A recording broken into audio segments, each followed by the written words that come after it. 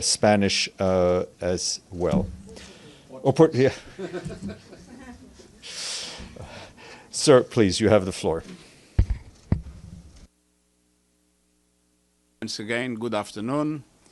Leaders are making their way to New York for the UN's 80th anniversary and the high-level week of the General Assembly.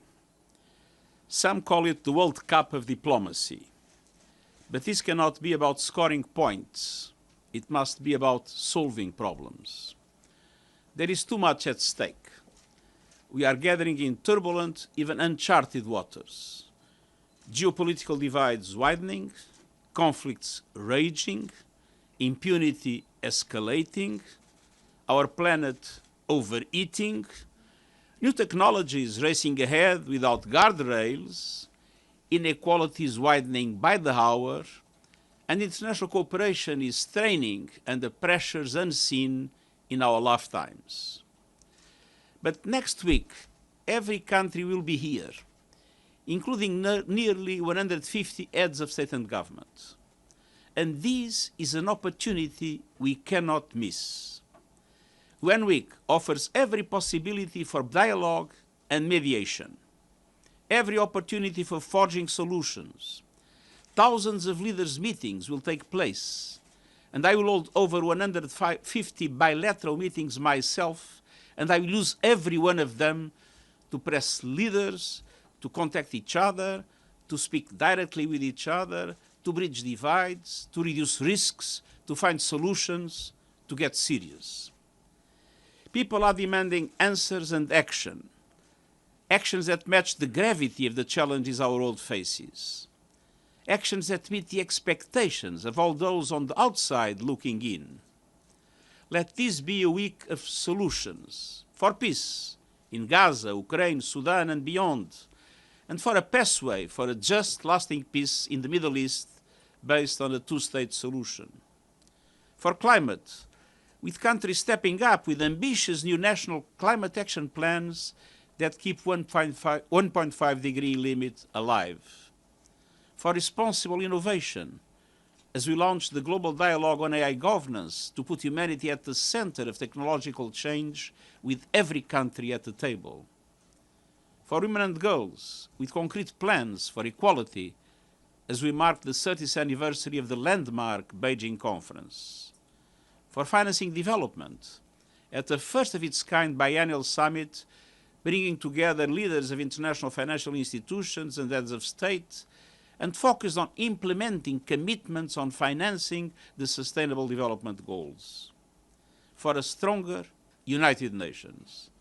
By backing our UN80 initiative to equip the UN for a world that no longer looks like 1945 or even last year. The list is long because the needs are great.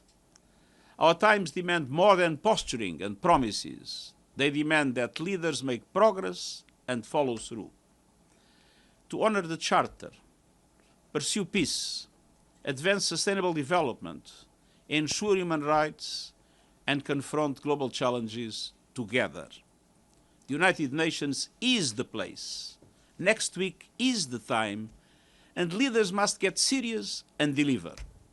Thank you, and I am at your disposal for any question that eventually you might want to ask. Let's try with Valeria. Thank you, Steph. Thank you, Secretary General, on behalf of UNGA for this press conference. My question is on Gaza. A UN Commission of Inquiry concluded that Israel has committed genocide in Gaza, and the top Israeli official, including Prime Minister Netanyahu, incited these acts. What's your reaction on that? And are you planning to meet with Prime Minister Netanyahu next week or any other senior Israeli officials? And if I may, can, in your opinion, the U.S. role in mediating with Israel and Qatar helping going back to the negotiating table? Thank you so much. There are many questions at the same time. Well, as I've said time and time again in these and different similar circumstances, it is not in the attributions of the Secretary General to do the legal determination of genocide. That belongs to the adequate judicial entities, namely the International Court of Justice, And let us be aware that at the present moment, the International Court of Justice is dealing with a case whose name is Application of the Convention on the Prevention and Punishment of the Crime of Genocide in the Gaza Strip.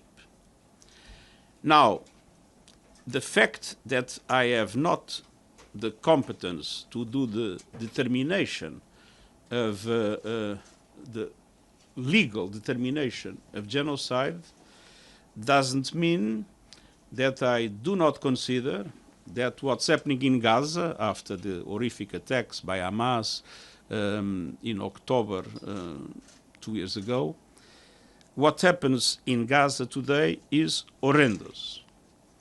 We are seeing massive destruction of neighborhoods, now the systematic destruction of Gaza City. We are seeing massive killing of civilians in a way that I do not remember in any conflict since I am Secretary General. And we are seeing dramatic obstacles to the distribution of humanitarian aid. At a certain moment, it completely stopped. With the consequences that the Palestinian people is suffering an horrendous situation with famine, with no access to any kind of health support, and with continued displacement and the imminent risk of losing their lives at any moment. So this is something we cannot forget.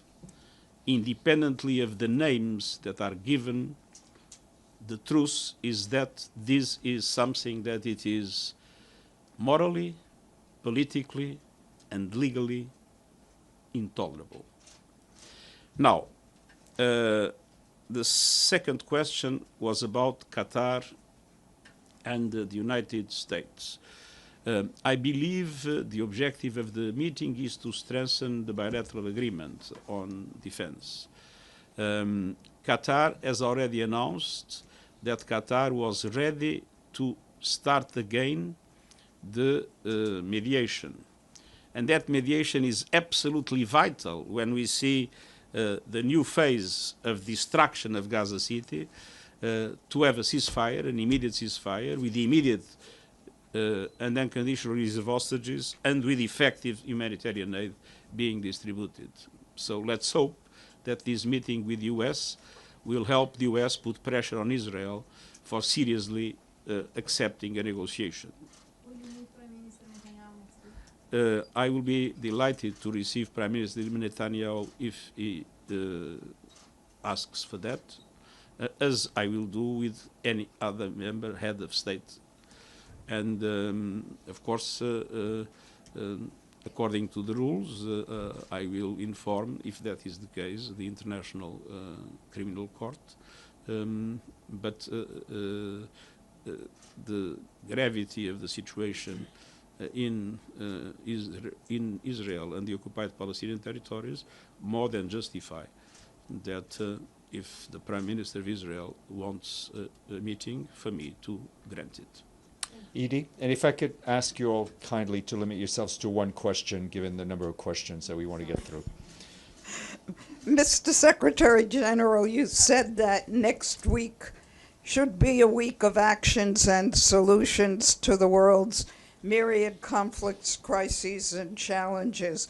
But in an even more deeply divided and polarized world, what realistic chance is there for a breakthrough for peace in Gaza, Ukraine, Sudan, or anywhere else, and for tackling climate change and generating more financing for the SDGs or for the United Nations?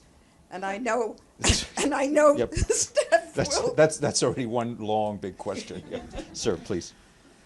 Well, I think this is an important opportunity in relation to all the conflicts. I'll be meeting, hopefully,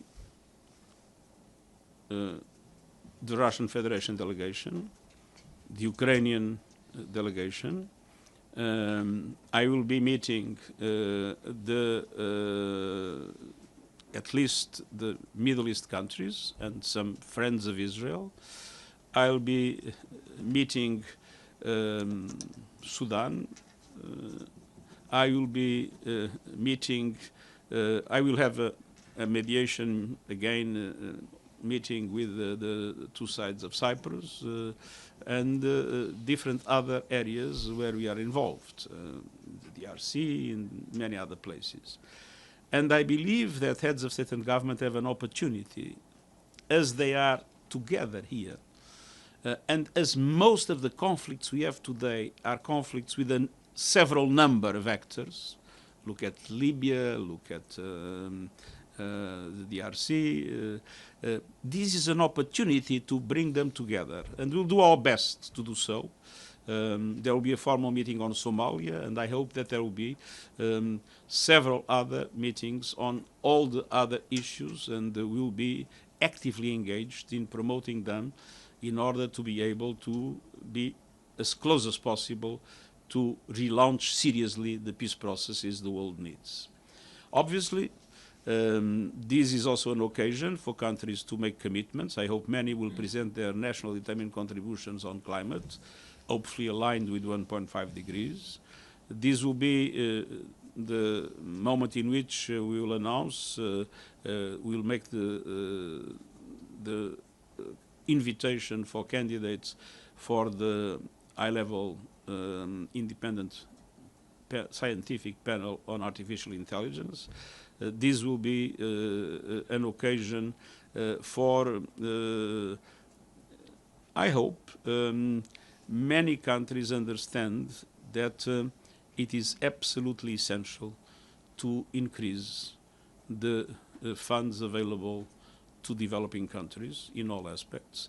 And this is not only through ODA, we know, but it is through the reform of multilateral institutions, is through the increase of the action of multilateral development banks, is through many innovative forms of financing that are perfectly possible, independent of the fact that the direct aid to development will be very difficult to increase with the position of the United States and also the position of other countries that have to increase their, or believe they have to increase their defense expenditures.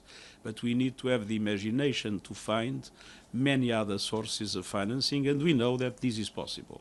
I've said time and time again, if you put $1 in a project, it's $1. If we put $1 in the capital of a multilateral development bank, it's $5. So there are ways to multiply resources that are scarce, and this will be in the center of our discussion of the in relation to the to development. The first time that we will be gathering not only heads of state but international financial institutions, G20 members, to seriously look how can we overcome the present obstacles and be able to relaunch the Sustainable Development Goals. So there are really problems, there are really limitations, but there are ways to overcome them, and that is why this discussion is so important. Sherwin, then Michelle. Secretary General, Sherwin Briceby, South African Broadcasting. Good to see you, sir. I want to return to the question of genocide in Gaza. Navi Pillay, the chair of the Commission of Inquiry, said the following today: "It's our hope that this report will be read by the upper-ups, including the Secretary General at the UN, and we hope that the fact should influence the high-level leaders at the UN to also call it what it is, a genocide." Quote, "There is no need to wait for the ICJ to declare it a genocide. Human Rights Watch has declared it a genocide. Amnesty International has declared it a genocide. A world-leading association on genocide scholars has called it a genocide. South Africa has called it a genocide. Many countries have. Is the United Nations not now out of step from the prevailing and growing consensus that this is a genocide in Gaza?" The United Nations has several bodies, and the role of the Secretary General is to be aligned with the bodies of the United Nations. So obviously, if that is decided by the Security Council or by the General Assembly, the Secretary General will be abiding by those resolutions. But until now, those resolutions were not made. Michelle, then Benno. Thank you, Secretary General. Michelle Nichols from Reuters. Thank you for the briefing. You also hope to meet with President Trump next week for the first time since he returned to office in January. What do you hope to achieve during that meeting? Well, I would be delighted to meet President Trump, and the US is a central player in world affairs.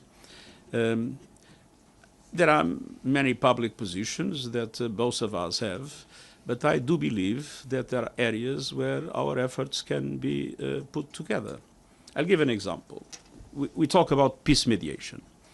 The UN has very strong efforts in peace mediation in different parts of the world, where we have people that knows all the interlocutors, people that has a wide experience of the economic, social, and other root causes and the human rights problems of the countries, that have a relationship of trust and confidence with some of the key actors. But we have no carrots and no sticks. And as we have no carrots and no sticks in a world in which we have the geopolitical divides that we have, it's extremely difficult to make the protagonists of the present conflicts understand the need to come to peace. Now, the United States has carrots and sticks. So in some situations, if you are able to combine the two, I think we can have a very effective way to make sure that some peace process at least can lead to a successful result. Any particular situations that you would like to mention? I mean, there are many situations around the world that are known, and in all of them, I think we should be open to find ways to join efforts. Benno, then Visan. Peace is a major objective, I believe, of both sides. Secretary General Benno Schwinghammer with the German press agency. My question is about Ukraine. As you know, President Trump and President Putin met recently in Alaska. After this, do you see any realistic path to peace in Ukraine right now? And connected to this, President Trump is openly campaigning for the Nobel Peace Prize. In your view, has he done enough to deserve it so far? Well, that is a question to ask to some people in Norway that deal with this issue. I am not optimistic about a short-term progress in the peace process in the Ukraine. Our position is very clear. We need an immediate ceasefire, but a ceasefire that leads to a solution based on the UN Charter, international law, and the resolutions of the General Assembly. The positions of both sides are now largely incompatible. And after the Russian invasion of the Ukraine, we have seen that the Russian Federation has resisted strongly to the idea of a ceasefire, and saying that a global agreement is necessary, and we all know how difficult it is to achieve. So I am afraid we might witness this war to go on, at least for some time, and to go on now with a violence that is particularly dramatic because it's having a huge impact on civilians, which is absolutely regrettable. What exactly does not make you optimistic? Sorry? What makes you pessimistic? What exactly is it? I'm not optimistic at the short term because I see the positions of the two sides very different. Very different. I believe that Ukraine has a legitimate interest to preserve its territorial integrity, and it's clear that Russia is determined to do something that would mean the occupation of large parts of Ukraine. Bisan, then Javier. Thank you very much, Mr. Secretary General. This is Bisan Abuquaik with Al Jazeera Arabic. More and more criticism is targeted towards the UN and the international community for the failure of protection of civilians in Gaza as this war approaches 2 years. Today, we have seen the military operation start in Gaza City. Is it time for the international community, for the UN, for member states to push for a force to protect civilians in Gaza? I do not think it will be possible to have a force at the present moment. It will be rejected by Israel and I believe rejected by also the United States. We have not the instruments for an effective protection of civilians to the extent that 400 of our staff has been killed. So I would like to have an immediate ceasefire, and having an immediate ceasefire to have an international force able to protect civilians. This would be an objective that I would strongly cherish. But at the present moment, it looks like Israel is determined to go up to the end and not open to a serious negotiation for a ceasefire, with the dramatic consequence from the Israeli point of view that it is also not allowing for the release of hostages that we have always said should be immediate and unconditional. So let's be clear, with the attack that took place in Qatar, it doesn't look that Israel is interested in a serious negotiation for a ceasefire and release of hostages. Javier, then Chris, and Miriam. Secretario General Javier Otazu de la Agencia F española. ¿Le puedo hacer una pregunta en español? Sí, yo hablaré en portuñol y usted podrá traducir. Una pregunta sobre Venezuela. Estados Unidos ha atacado ya 3 veces a barcos de Venezuela que supuestamente transportaban droga y ha matado a 14 personas. ¿Qué piensa de la legalidad de estas acciones? ¿Tiene derecho Estados Unidos a llevarlas a cabo? Nosotros no tenemos aún una información completa sobre exactamente lo que pasó, pero para nosotros es evidente que es absolutamente esencial respetar la ley, el derecho internacional en esta materia. Secretary General. Sorry, Chris, go ahead. Thank you for this briefing. Chris Reyes with Canadian Broadcasting. My question is also... Sorry, where are you? Oh, She's yes. right. Chris Reyes with Canadian Broadcasting. Secretary General, my question is also on this new UN report that finds Israel is committing genocide in Gaza. What is your direct response to Israel's rejection of the findings of the report? And if nothing comes out of the report, what does this say about the UN's relevance? Well, the report is a report of an independent inquiry committee. I think that Israel should take into account, and everybody should take the report into account. And obviously, these are serious questions. As I said, for us, it's not for us to determine the legal, to do the legal determination of, but the report is a serious report that I believe should be carefully read, and namely by the Israeli authorities. Miriam, if you could wave so we can see you. Miriam Ramadi with Volunteer Media, Afghanistan International.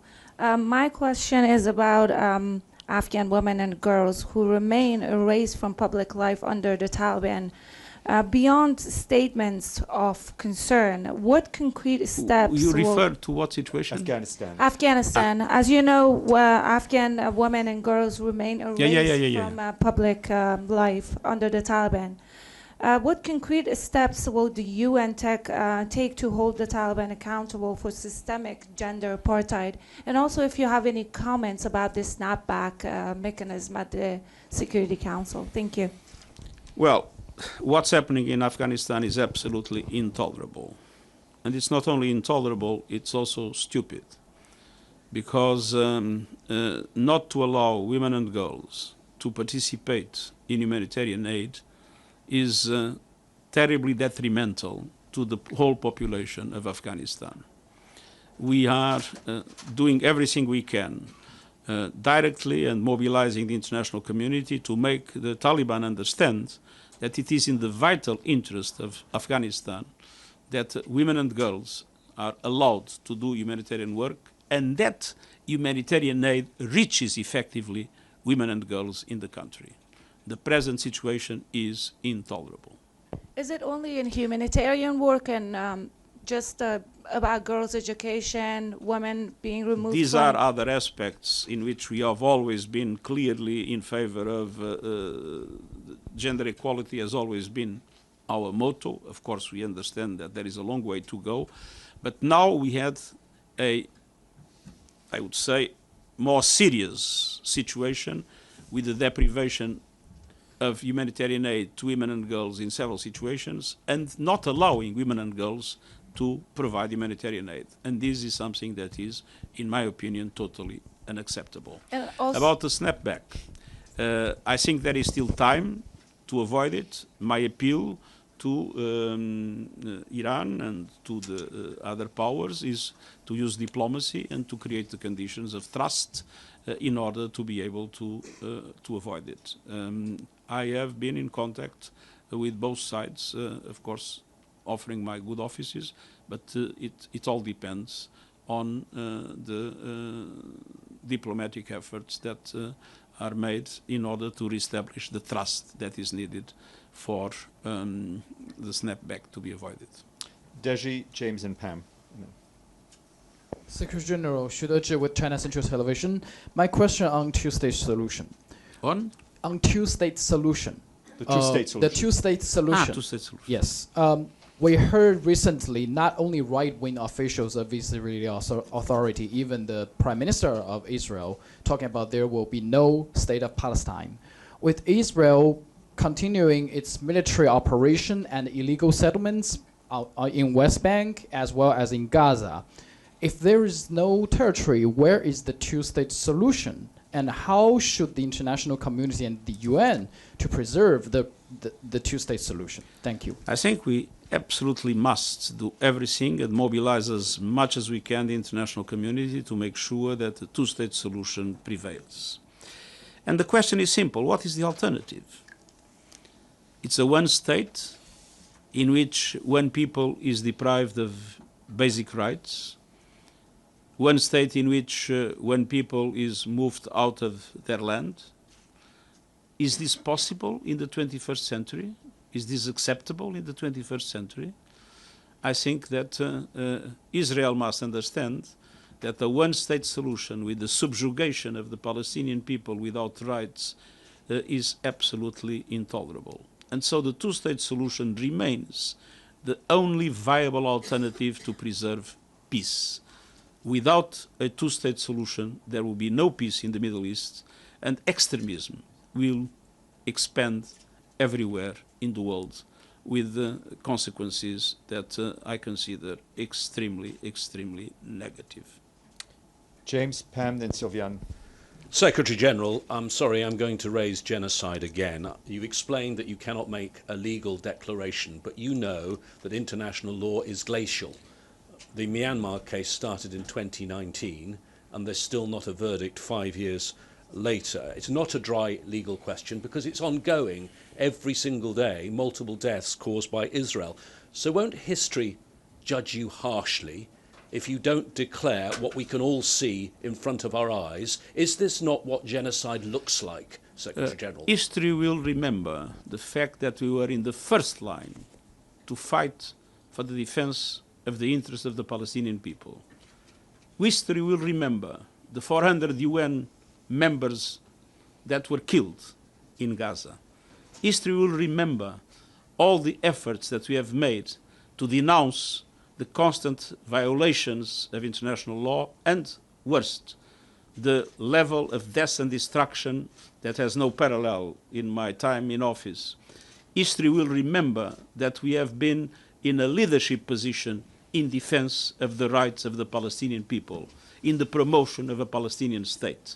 That is what history will remember, not a question of semantics. But is this what genocide looks like, Secretary General, even if you don't make a legal definition? independently of the definition, the problem is not the word, the problem is the reality. And nobody has described this reality in a more dramatic way than the UN, and sorry to say, myself. Pam? Thank you for the briefing, SG. It's Pamela Falk from U.S. News and World Report. With so many conflicts that you're talking about and everyone's asking you about, the UN has a bit of a credibility issue today. It goes up, it goes down. We've seen that. It's my 25th UNGA. But what is your view of the vitality of the UN? You mentioned the bilateral meetings, so many, maybe getting everybody in one room. But the cutbacks, all of that have to do with the fact that maybe it's great powers, but the UN is not solving these problems. What's your case for the vitality of the UN? Thank you. The UN is a lot of things. Obviously, the UN is the Security Council, and the geopolitical divides have paralyzed the Security Council, and it is the Security Council that has the primary responsibility to preserve peace and security in the world. And for that, I'm not able to give an adequate answer to your question. But the UN is much more than the Security Council. The UN is providing humanitarian aid in the world in situations that are extremely difficult, more and more difficult, but vital to save lives and vital to rescue communities. The UN is being able to have the leadership, and I think nobody puts that into question, in the fight against climate change. The UN has been extremely active in making sure that new technologies are put into the adequate guardrails to be a force for good. And we just approved, as you know, are going to create the first global governance instruments in relation to artificial intelligence. The UN is extremely active, country by country, in supporting countries in their own development process. And if you ask heads of state about UN country teams, they will tell you that UN country teams are providing an excellent support to their activities. So the UN is many things. There is one thing I cannot solve: the capacity of the Security Council in a world that is so dramatically divided among the big powers to have the necessary instruments for ending impunity and for those that are complicating the different conflicts that we have and that are more and more internationalized, for those to understand that there is a risk if they go on. That paralysis of the Security Council is a source of impunity that undermines our work. But that needs to be clarified as what it is. It is not the UN, it's the member states that, divided, do not allow the UN to work properly. Sylviane, then Abdelhamid, then Joe. Monsieur le Secrétaire Général, je suis Sylviane Zehil, c'est là. Je suis Sylviane Zehil d'Orient le Jour, en français, Beyrouth. Le micro un peu plus près, merci. Voilà. Monsieur le Secrétaire Général, le Conseil de sécurité a décidé que l'armée libanaise remplacera la FINUL en 2027. Comment l'ONU peut-elle prétendre que l'armée libanaise exercera pleinement sa souveraineté dans le sud alors que le Hezbollah y conserve ses armes, ses structures et son contrôle territorial? Une fois que la FINUL va partir, qui va documenter et arbitrer les violations israéliennes du Blue Line, de la ligne bleue, après 2026? L'armée libanaise seule et sans couverture internationale? Est-ce qu'il y a un risque d'escalade qui nous attend, qui attend le Liban? Merci, monsieur. Dans le moment le plus difficile du conflit, j'étais là, en visitant la FINUL à la frontière. Et je suis vraiment orgueilleux du travail que la FINUL, en tant que force onusienne, a fait et continue à faire au Liban. Je crois que c'est évident que nous assistons aujourd'hui à une logique qui est très claire. Israël fait une violation systématique de l'accord en maintenant des positions à l'intérieur du Liban et en faisant des attaques ici et là. Et l'Hezbollah profite de ça pour justifier son existence comme force armée, et Israël profite de l'existence du Liban comme force armée, de l'Hezbollah comme force armée, pour maintenir ces violations du cessez-le-feu. C'est pour ça que je considère que c'est absolument essentiel d'appuyer le gouvernement libanais, qui a un programme qui vise le monopole de la force dans les mains de l'armée libanaise, et que c'est essentiel qu'Israël respecte le cessez-le-feu et abandonne les positions à l'intérieur du Liban. Abdelhamid, then Joe.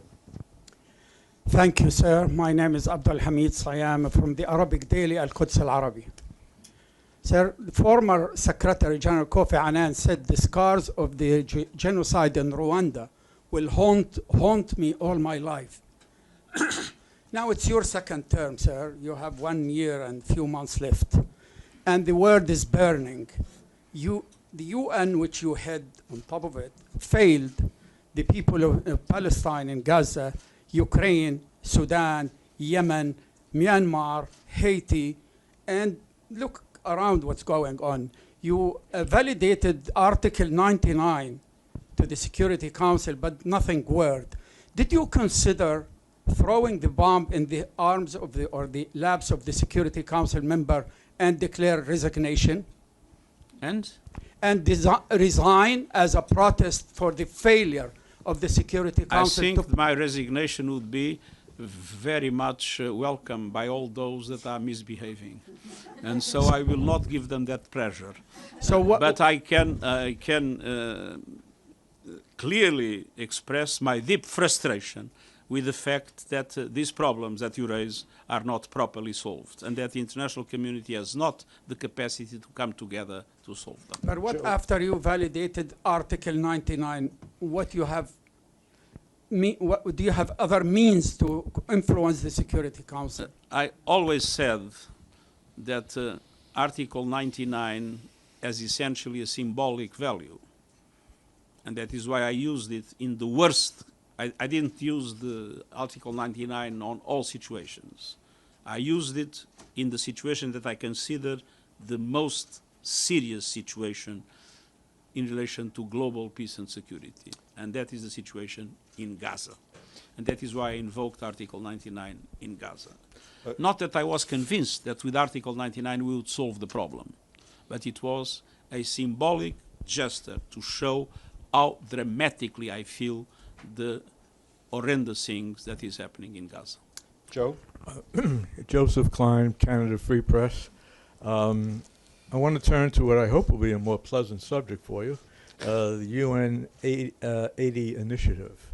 So could you please share your thoughts on any specific UN 80 initiative structural reforms? I know they're under review in Workstream 3, but I'm sure you have some ideas that you would like to see based on your 2 terms as Secretary General. For example, what is your view on consolidating separate UN human rights related protection entities such as the sexual violence and conflict, preventing sexual exploitation and abuse, and the work that the UN Women Organization is doing on violence against women, to consolidate all that into a more integrated synergy enhanced single body? Thank you. We will do a number of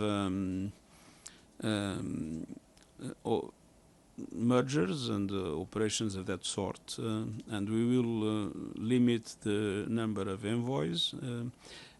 We will not be able to touch immediately mandates that come from strictly decision of the Security Council, which of course means that probably those mandates will not be changed, but a number of others will be changed, and we will have a reduction of the number of entities within the UN. I'm not going to enter into details because I will be presenting the report, the progress report, Thursday or Friday, and I will not anticipate the measures that will be proposed. But we will see a number of significant murders. Ruda, Media Network. Secretary General, thank you so much for coming here today. I'm Namo Abdullah with Rudao Media Network from Kurdistan. You are expected to meet Syria's President Ahmad al-Shara, I believe. Would you raise the demand of Syria's religious and ethnic minorities, like the Druze and the Kurds, who are calling for decentralized governance in Syria? They say they want to be in charge of their own affairs within a united Syria. Thank you. Of course I'll raise these issues. And for me it is absolutely essential to preserve the unity of Syria, of course, and the territorial integrity of Syria. But it is also absolutely essential that all communities feel that their identity is respected, and at the same time that they have full rights of participation in the country as a whole. So these will be serious, certainly in the center of our discussions. Georgia, then Marta. Thank you, Secretary General. Georgia Garangioti from Athens News Agency and Cyprus. My question is for Cyprus, on Cyprus issue. As we know, as you said, during the UN summit, you will meet both Turkish Cypriot and Greek Cypriot leaders. Are you still optimistic for the resumption of the talks? Thank you. I will respond again with the Jean Monnet sentence that I used several times in this press conference. I'm not optimistic, I'm not pessimistic, I'm determined. I will not give up. Thank you. Marta, then Mercedes. Hello, Marta from the Portuguese National News Agency. Can we speak in Portuguese or there is no translators in the room? Of course you can speak in Portuguese. Obrigada por esta conferência de imprensa. Na próxima semana teremos aqui vários países a reconhecer o Estado palestiniano. Está otimista de que isso irá resultar em avanços concretos do terreno e espera que Portugal reconheça também o Estado palestiniano? Eu não vou dar conselhos ao meu próprio país, mas vi hoje afirmações do Ministro dos Negócios Estrangeiros dizendo que não vê nenhum obstáculo a esse reconhecimento. Creio que esta reunião é da maior importância. É da maior importância porque no momento em que se fala de possíveis anexações, nomeadamente da Cisjordânia, no momento em que assistimos à destruição sistemática em Gaza, é essencial reafirmar o direito do povo palestiniano à autodeterminação, é essencial reafirmar o seu direito a ter um Estado e que a solução dos dois Estados seja a base da paz e da segurança para os dois povos.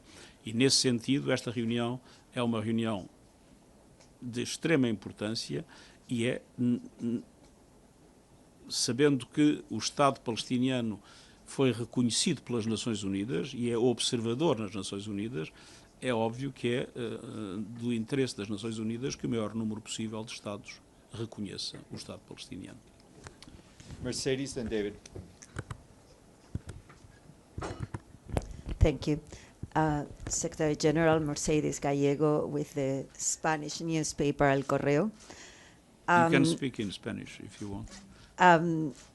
I would, but perhaps my colleagues would like to listen to the question too. It's again on the genocide question.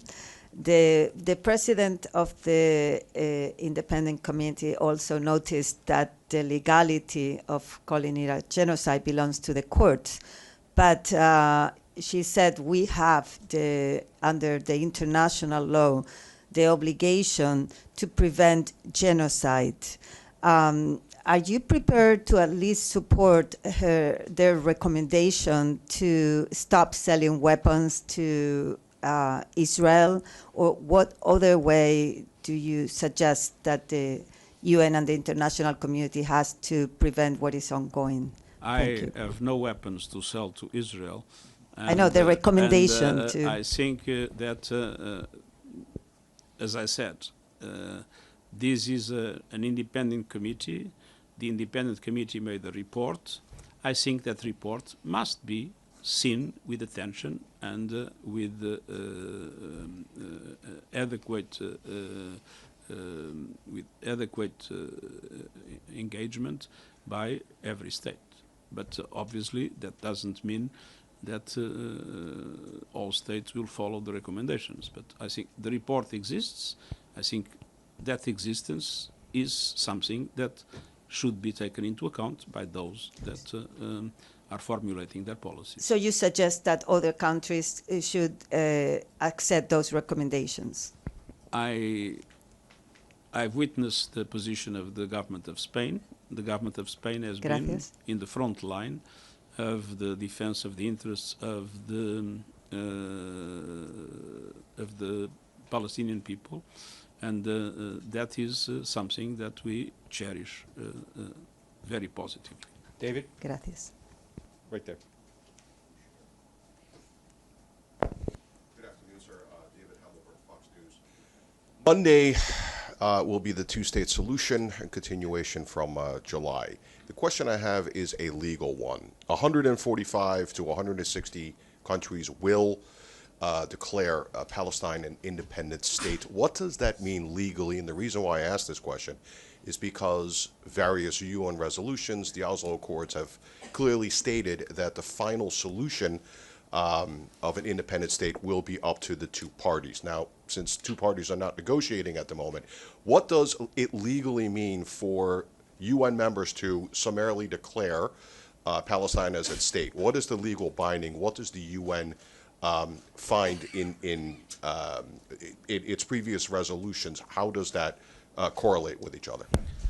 Well, as I said, the UN, as the General Assembly, has recognized the state of Palestine. He is an observer in the UN, and obviously, in that regard, the fact that a larger number of states does the same strengthens that position. But obviously, one thing is to recognize the state of Palestine. The other thing is the state of Palestine being able to fully exercise the rights of sovereignty, and I know that we are very far from that situation at the present moment. And I hope that there will be a serious negotiation leading to that. You, Kyoto? Thank you, Stefan. So good to see you again, Secretary General. My name is Yu from Kyoto News, Japanese news agency. So my question is about the reform of Security Council, so especially about the veto. So what do you say that you are so stressed? So what do you think about the veto in terms of reforming? Thank you. First of all, I believe the Security Council reform is something that makes full sense. Security Council has a composition that doesn't correspond to the world of today. It corresponds to the world of 1945. And that creates not only a problem of legitimacy, but a problem of efficiency.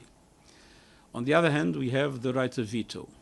There were proposals, namely by France and the UK, limiting the right of veto, especially in situations where we have massive violations of human rights or dramatic cases of this kind. And I see with sympathy that proposal, but of course it's up to member states to look seriously into the reform of the Security Council. The one thing that I can tell you is that I believe I'm the first Secretary General that talks all the time about the need to reform the Security Council. And the truth is that this item that was completely taboo in the past is now in the center of the discussions of the General Assembly. Before, there was a committee that couldn't even issue papers, and the documents would not move from one year to another. Now there is a committee working seriously. And several countries have recognized, for instance, even the P5, that Africa should have the right to have a permanent member. So I see movement, and I would like also to see movement in relation to certain limitations in the exercise of the right of veto. But again, this is a matter that only member states can solve. Linda, then Adla. Thank you. Raise your. Here. Linda Fasulo for NPR, the UN. My question is going back to Gaza. Mr. Secretary General, we know that Israel at this juncture does not favor a two-state solution, or appears not to, but neither does Hamas, as far as I believe. What is your sense of what role Hamas will actually play in any future state? And also another question is, how do you believe Hamas has, what's your view in terms of how Hamas has conducted the war in Gaza? Well, we have been very clear condemning Hamas and the horrific attacks that Hamas did, and that generated or used as a pretext, whatever you want to say, but generated this massive response by Israel. And I sincerely believe, as I said for Lebanon, it doesn't make sense to have a state with armed groups that are not integrated in the army of the state. And obviously, the state of Palestine that I want, and there is an agreement of the Palestinian Authority, would be a disarmed state of Palestine, with, of course, a police force, but not with an army, which means that there would be no room for armed movements within that state. Adla? Adla Masood from The National. Mr. Secretary General, US and Israeli officials have denounced the recent recognitions of Palestine as a gift to Hamas. Do you think... Sorry? As a gift to Hamas. What? Oh, the recognitions of Palestine as a state. Do you think the recognitions by some states risks undermining the prospects for peace? I don't think so. First of all, it's not a gift to Hamas, because the two-state solution is something that is not also in Hamas program, as you know. It is a gift to the Palestinian people that has suffered also a lot because of Hamas. Noreen? Thank you very much, sir. This is Noreen Hussain with IPS News. My question is actually about the high-level conference on Rohingya Muslims and other minorities in Myanmar. As you may know, sir, that the UN has been at the forefront of the humanitarian response to the Rohingya refugee crisis. It has been 8 years now since that, since the nearly 1 million Muslims Rohingyas were forced to flee Rakhine State. And as the conference, wishes to achieve a sustainable resolution to this situation, what I would like to ask you in your own words is, what do you foresee is the UN's role in working towards that resolution that goes beyond its humanitarian response? Thank you. Well, I feel the Rohingya situation particularly because I worked a lot with the Rohingyas when I was High Commissioner for Refugees, and I've witnessed how discriminated they were, probably the highest level of discrimination I've ever seen in a country. And then how dramatically they were killed and their villages destroyed in the offensive of the armed forces that we had a few years ago and led to this massive movement to Bangladesh.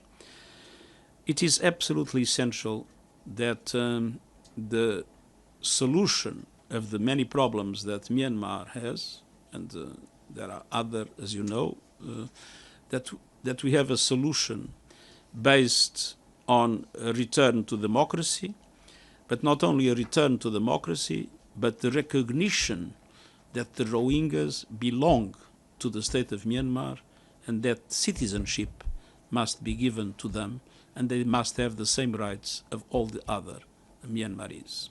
Unfortunately, as you know, the position of the government has been not only abolishing democracy and engaging in different conflicts with different groups, but has until now denied the status of citizenship to the Rohingyas, what is absolutely intolerable. Last question, all the way in the back, Xinhua. Yes, go ahead.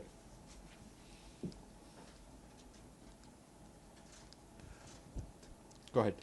Thank you, Secretary General. This is Yun Zhaopan with... Sorry. China's Xinhua News Agency. I'm going to ask you a question about the 4 global initiatives. About? The global initiatives. I know The global initiative from President Xi. Yeah. Sorry? Go ahead. Just ask. Okay. I know you went to Tianjin to attend the Shanghai Cooperation Organization Summit in early September. And at the summit, Chinese president proposed the 4th global initiative, the Global Governance Initiative. I know these 4 global initiatives address many of the most pressing global issues. And can you comment how these initiatives will contribute to the 3 fundamental pillars of the United Nations? Thank you. Well, I think that it is very important to underline that in this global initiative, there is a full respect to multilateralism. There is full support of the UN as the central piece of multilateral institutions, and a strong commitment in relation to the international cooperation and the peaceful resolution of conflicts. So I do believe that these principles are principles that are totally compatible with the UN Charter. Great. Thank you very much, sir. Thank you. And thank you to all of you and to our interpreters. Thank you. Thank you very much. Perdón.